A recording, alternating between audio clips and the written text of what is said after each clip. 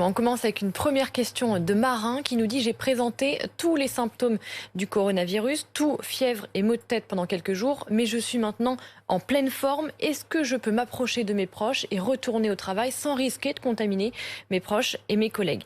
Alors, est-ce qu'un patient guéri est immunisé et est-ce qu'il peut contaminer ses proches? En clair, c'est la question que nous pose Marin. Alors, il y a une étude qui a été réalisée dans 2 hôpitaux à Wuhan. Cette étude, elle montre qu'après guérison, un patient atteint du coronavirus est contagieux en moyenne 20 jours, 8 jours dans le meilleur des cas, 37 dans le pire des cas. Ça veut dire, Jean-Pierre Thierry, qu'on peut contaminer quelqu'un même si on n'est plus porteur du virus. Comment vous l'expliquez?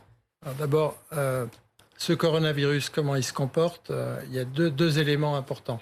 C'est que d'abord, on peut être contagieux avant de présenter les symptômes. Et comme on l'a dit, on est contagieux après avoir présenté les symptômes quand on récupère. Donc la borne de 20 jours qui vient d'être publiée, c'est la borne supérieure, c'est celle qu'il faut accepter et appliquer en précaution.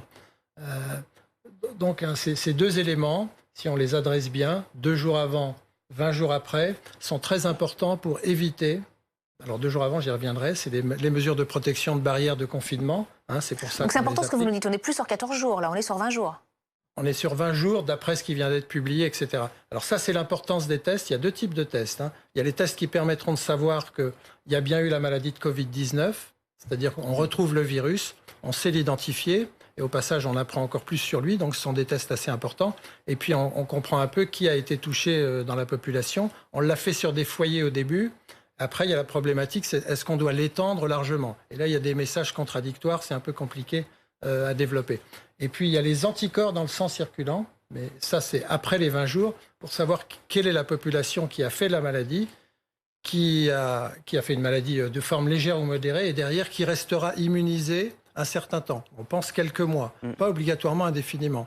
Mais on estime que si ça permet de protéger pendant 18 mois, on aura le temps d'avoir des vaccins, etc. Mais ça, c'est pas dans l'immédiat. On comprend bien qu'on est toujours en train de découvrir ce virus et donc d'évoluer aussi dans les réponses qu'on peut apporter.